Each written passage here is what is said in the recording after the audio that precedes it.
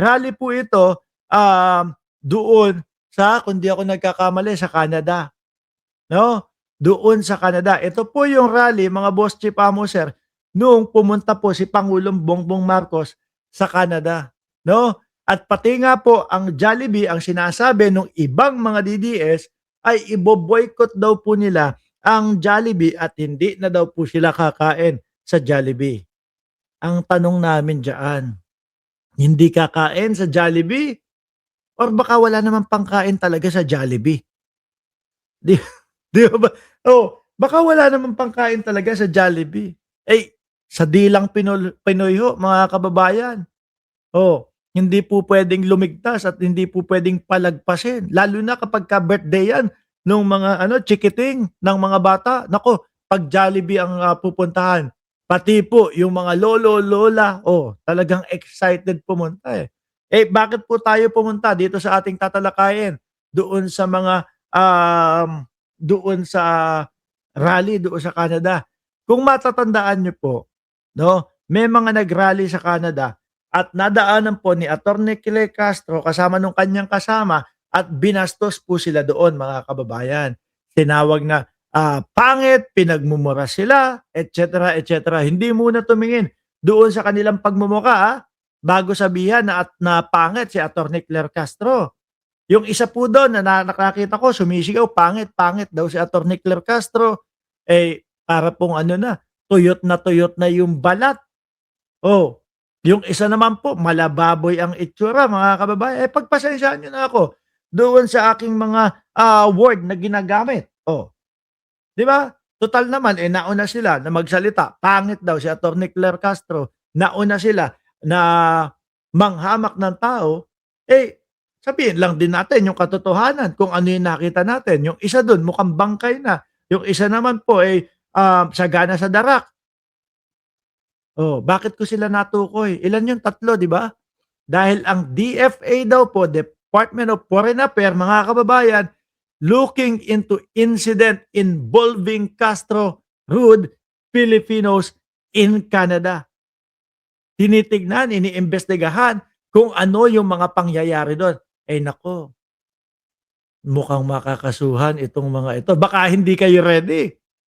Baka mamaya, eh, ang mangyari diyaan, na baka ang mangyari ho diyan mga boss chief amo sir, eh, makasuhan sila tapos hihingi ng suporta doon sa mga Duterte, hindi kayo pansinin yun.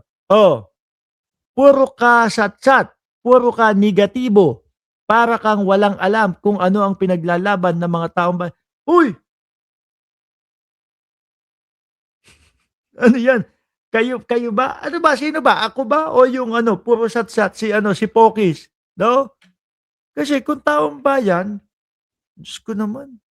Kakaunti lang yung, mga DDS tapos sasabihin ninyo wala kami ipinaglalaban. O eto pakinggan niyo muna, 'no, DFA looking into incident involving Castro Rude Filipinos in Canada, 'no. Naku po, maganda ho ito mga kababayan kapagka nagkaoblohan at pagka kasuhan, makakakita naman na naman po tayo ng mga DDS na mag-iiyakan.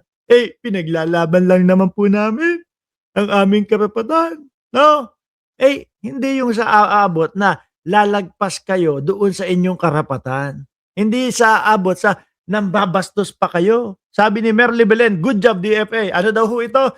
Manila, the Department of Foreign Affairs on Thursday said it is looking into the incident involving Palace Press Officer Claire Castro during President Ferdinand Marcos Jr. visit in Canada, where she allegedly experienced rudeness from some Filipinos she encountered. The DFA is looking into incident involving Castro during the visit of the president in Vancouver, Canada last week. Ang maganda pa naman sa Vancouver, napunta na ako diyan. Nag-check-in ako diyan sa ano, sa Pan Pacific. Naku, pagkaganda ho diyan mga kababayan. Biruin mo naka-check-in ka doon sa Pan Pacific, oh. Tapos, sa baba nun makikita mo may ano, may cruise ship. Tapos siyempre cruise ship, eh, may dagat do'n sa gitna, 'no. Tapos kabilang ibayo, bundok. Ang ganda.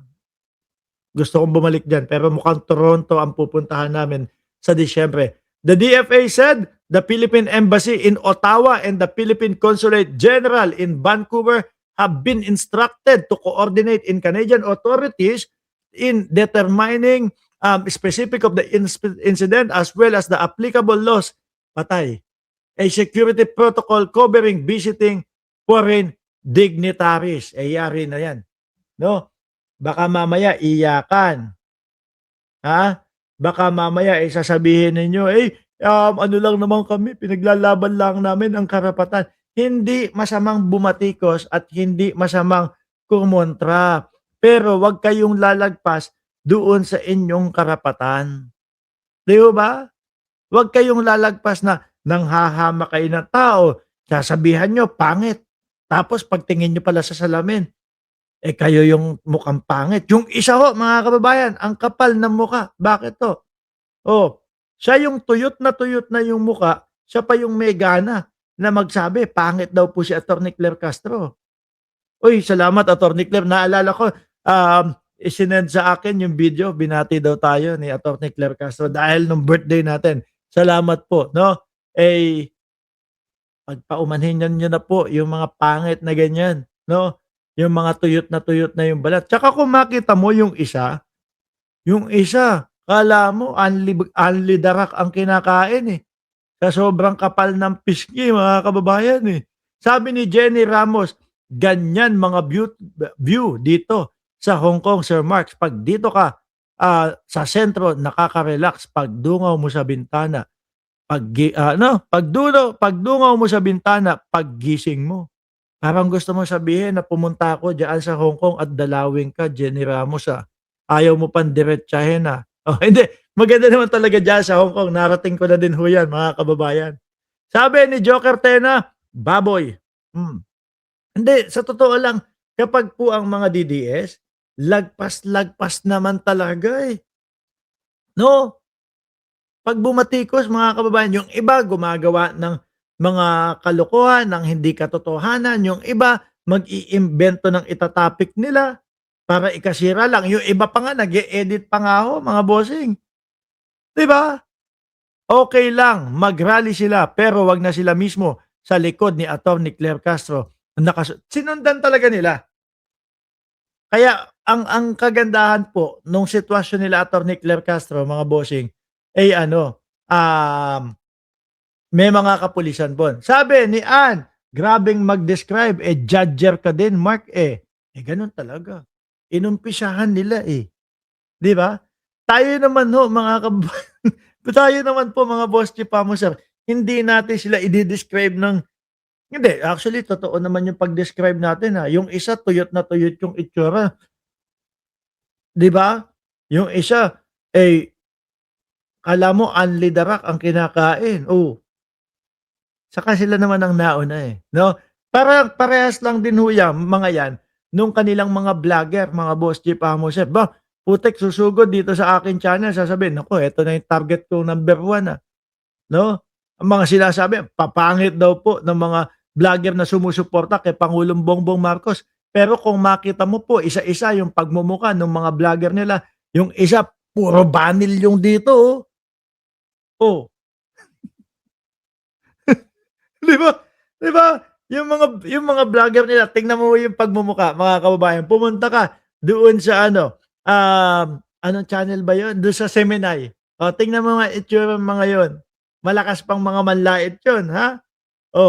May nag-back up diyan sa mga 'yan. Sabi ni Rodelo Calderon. Sabi ni Jenny Ramos, Sir Mark, sabi ando si Vic Rodriguez kinausap yung mga nagmura kay attorney. Gano'n? So parang inudyokan ni Vic Rodriguez. Sugurin niyo si Claire Castro. Mayayari siya diyan. Di ba? Castro, sabi pa dito, Castro has said she was cursed and received death wishes. Aba, nagbanta pa talaga kayo.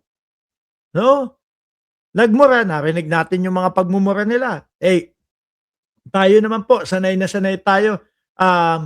At alam na alam natin kung ano po ang ugali ng mga DDS. Di ba? Pero kapag yung meron pang ganyan na pagbabanta sa buhay ng tao, baka hindi nyo naman mapanindigan yan. Napapansin ko lang doon sa mga DDS, eh, mayayabang lang kayo, 'no? Yung ano, nadadala na kayo ng galit at inis at puot tapos magbabanta kayo. Sabi nga ganito, kagaya dito sa channel natin, 'di ho ba mga kababayan, madami pong nagbabanta, oh. Pero 'pag nakaharap mo naman, ni hindi makatingin ng diretso sa'yo. 'Pag nakaharap mo naman, nakayuko lang naman. Oh, baka yung iba magpa-picture pa, 'di ho ba mga kababayan? Eh, tayo naman, hindi naman po tayo sikat mga Boss Jeep Amo Sir. Pero kapagka yung nakaharap nila tayo, yung mga pinagsasasabi nila at pagbabanta nila, malabo pong magawa nila 'yan.